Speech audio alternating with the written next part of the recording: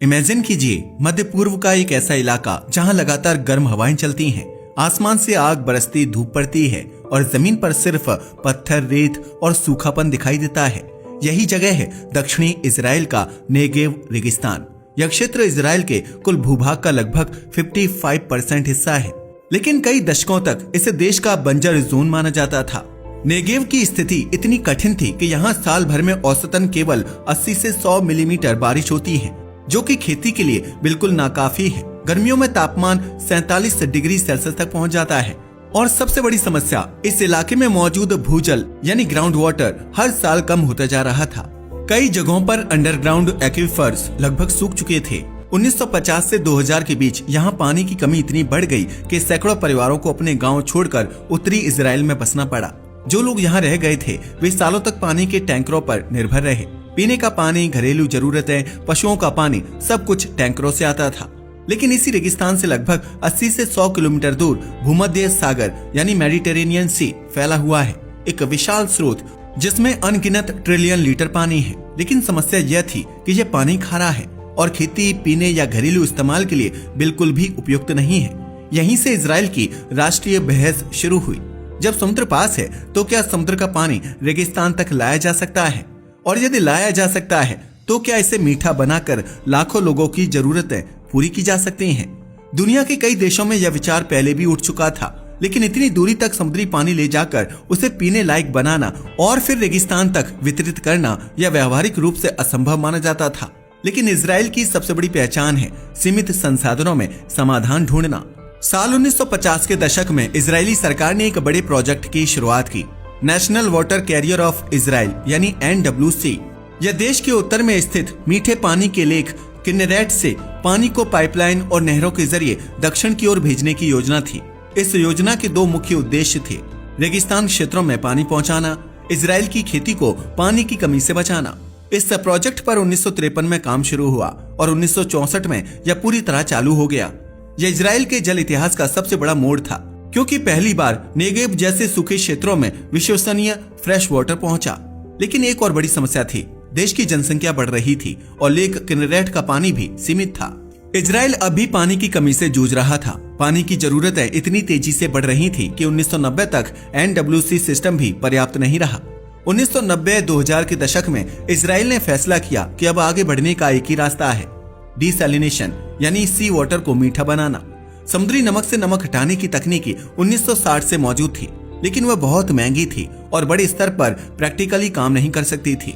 फिर 1990 के बाद रिवर्स ऑस्मोसिस यानी RO टेक्नोलॉजी में तेजी से सुधार हुआ। ऊर्जा खपत कम हुई, मेम्ब्रेन मजबूत और सस्ती हुई, बड़े पैमाने पर प्लांट बनना संभव हो गया। इजराइल ने यह मौका तुरंत पकड़ लिया।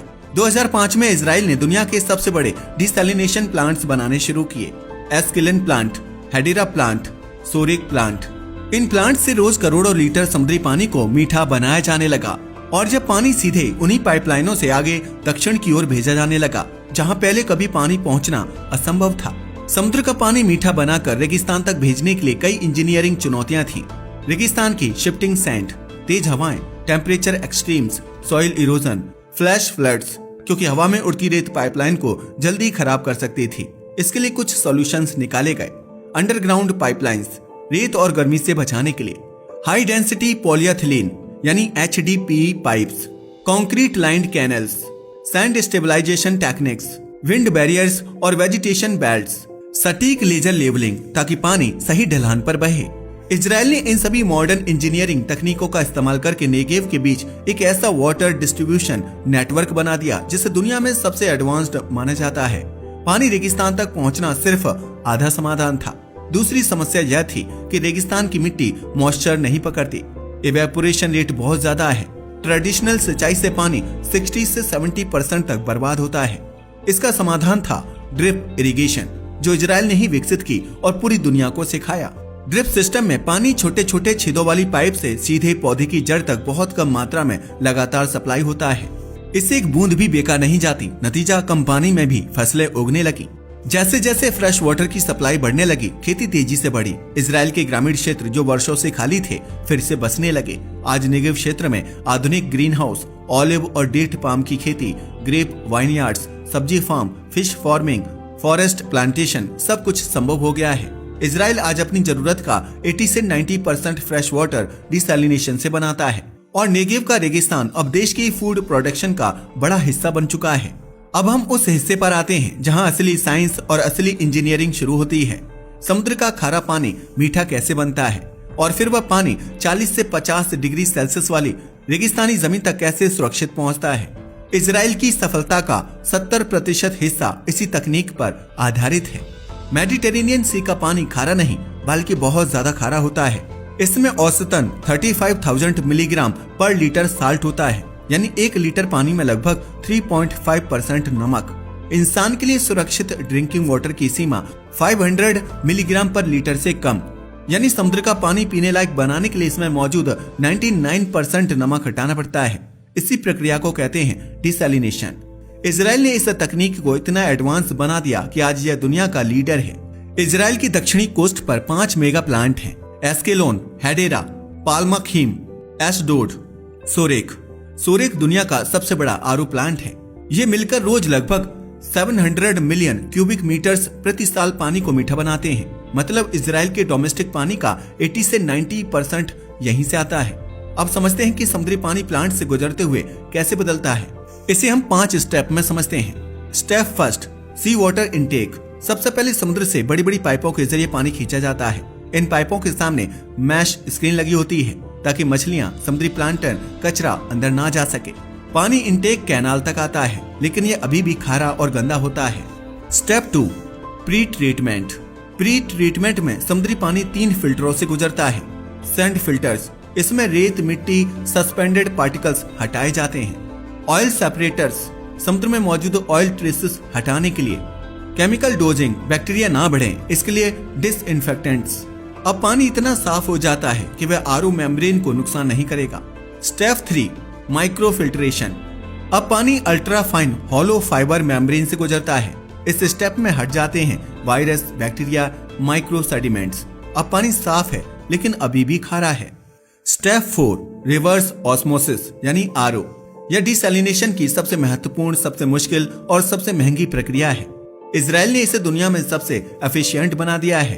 समुद्री पानी को 60 से 70 बार दबाव के साथ सेमी परमेबल मेम्ब्रेन से धकेला जाता है। तुलना के लिए एक कार का टायर 2 बार, प्रेशर कुकर 1.5 बार और आरओ 60 से 70 बार। इतनी दबाव में पानी के मॉलिक्यूल मेम्ब्रेन से गुजर जाते हैं। नमक, हैवी मेटल्स, बैक्टीरिया, केमिकल्स सब पीछे रह जाते हैं। बाहर निकलता है लगभग 99.5% प्योर वाटर। लेकिन समस्या यह है कि यह पानी इतना शुद्ध होता है कि इसमें कैल्शियम, मैग्नीशियम, एसेंशियल मिनरल्स कुछ भी नहीं होता, यानी यह पानी बहुत फीका होता है। Step 5, mineral dosing plus final disinfection. Israel दोबारा मिनरल्स जोड़ता है, कैल्शियम, मैग्नीशियम, जिससे यह पानी बिल्कुल नॉर्मल नेचुरल पानी जैसा बन जाता है। अंत में यूवी प्लस ओजोन प्लस हल्का क्लोरीन डालकर इसे डिसइंफेक्शन किया जाता है ताकि ट्रांसपोर्ट के दौरान कोई जीवाणु ना पनपे। अब यह पानी 100% ड्रिंकिंग स्टैंडर्ड बन चुका होता है। अब सवाल यह है कि यह मीठा पानी रेगिस्तान तक कैसे पहुंचता है। यहाँ असली इंजीनियरिंग शुरू होती है। पानी को नेगेव तक पहुंचाने के लिए इजराइल ने 3 तरह के वाटर पाथ्स बनाए हैं। Number 1, high pressure pipelines. ये पाइपलाइंस HDPE यानी हाई डेंसिटी पॉलीएथिलीन और कंक्रीट लाइंड स्टील से बनी होती हैं। कारण ज्यादा दबाव सह सकें, रेत और गर्मी से ना टूटें, 40 से 50 डिग्री सेल्सियस में भी एक्सपेंड या श्रिंक ना हो। इन पाइपों को जमीन के 1 से 3 मीटर नीचे दबाया जाता है ताकि हवा की रेत इन्हें नुकसान ना पहुंचाए। सूर्य की गर्मी से पाइप फटे नहीं, इरोजन से बचाव हो। Number 2, concrete lined canals. कुछ हिस्सों में ओपन कैनल्स बनाए गए, लेकिन रेगिस्तान की रेत बड़ी समस्या थी। रेत कैनल में गिरकर पानी रोक देती है। इस समस्या का समाधान geo textile layer, HDPE membranes, concrete slabs, wind barriers, बांस या लोहे की ऊंची दीवारें, वेजिटेशन बेल्ट्स, तेज हवा रोकने वाली घास। इससे नहर रेत में दबती नहीं और पानी लीक नहीं होता। Number 3, booster pumping stations. रेगिस्तान की जमीन बहुत अनइवन है, इसलिए पानी को ऊपर चढ़ाने के लिए कई जगह पंपिंग स्टेशंस लगाए गए। ये स्टेशंस पानी को धकेलते हैं पहाड़ी क्षेत्रों के ऊपर, दूर दूर के फार्मों तक, ग्रीन हाउस क्लस्टर्स तक। ये 24/7 चलते हैं। कृषि में पानी कैसे पहुंचता है? यह हिस्सा इजराइल का सबसे बड़ा इनोवेशन माना जाता है, ड्रिप इरिगेशन, जिसे 1965 में इजराइल ने दुनिया को दिया। ड्रिप सिस्टम में पतली पाइप हर 20 से 40 सेंटीमीटर पर छोटे छेद, हर पौधे की जड़ पर बूंद बूंद पानी। इसका फायदा, पानी बर्बाद नहीं होता, जड़ों को लगातार नमी मिलती रहती है। रेत वाली मिट्टी में भी फसलें सफल होती हैं। फर्टिलाइजर्स सीधे पानी में घोलकर भेजे जाते हैं। इसे कहते हैं फर्टिगेशन। आज नेगेव का 80% कृषि क्षेत्र ड्रिप इरिगेशन पर चलता है। आज नेगेव में इतने प्रकार की खेती हो रही है कि दुनिया हैरान है। Tomatoes, bell peppers, dates, olives, grapes, almonds, wheat, vegetables, flower export farms, green houses, fish farms. एक समय जो रेगिस्तान नो मैंस लैंड था, आज इजराइल के खाद्य उत्पादन का बड़ा हिस्सा देता है। इजराइल सिर्फ डिसैलिनेशन पर निर्भर नहीं है, यह दुनिया का नंबर 1 वेस्ट वाटर रिसाइकलिंग देश है।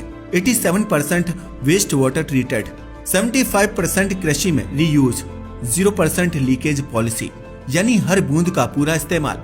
इजराइल दुनिया का पहला देश है जिसने समुद्र का पानी मीठा बनाया, इसे रेगिस्तान में पहुंचाया, ड्रिप सिस्टम से खेती की, वेस्ट वाटर रिसाइकल किया और पूरे देश की वाटर सिक्योरिटी बनाई।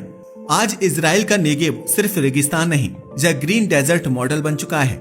नेगेव में पानी पहुंचाना सिर्फ पाइपलाइन बिछाने का काम नहीं था, यह इजराइल की राष्ट्रीय लड़ाई थी। जो देश एक समय खुद पानी के लिए तरसता था, उसने दुनिया को दिखाया कि पानी की कमी प्रकृति नहीं, इंजीनियरिंग से होने वाली समस्या है।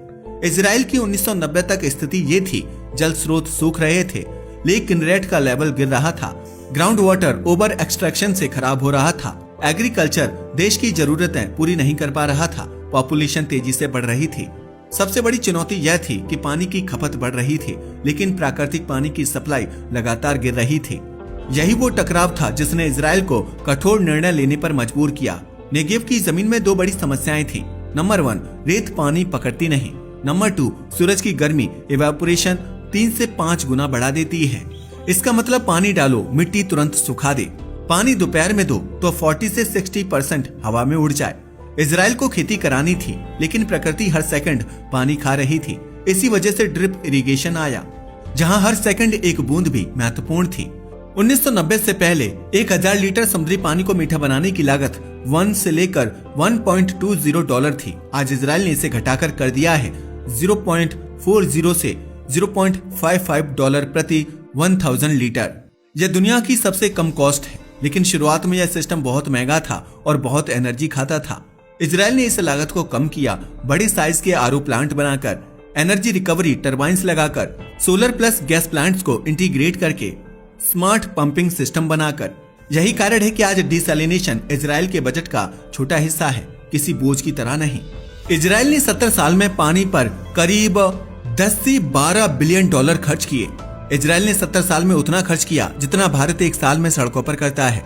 यानी यह बदलाव बहुत महंगा नहीं था, बस बहुत विजनरी था। आज के लिए बस इतना ही। वीडियो अच्छा लगा तो इसे लाइक और शेयर करें। धन्यवाद।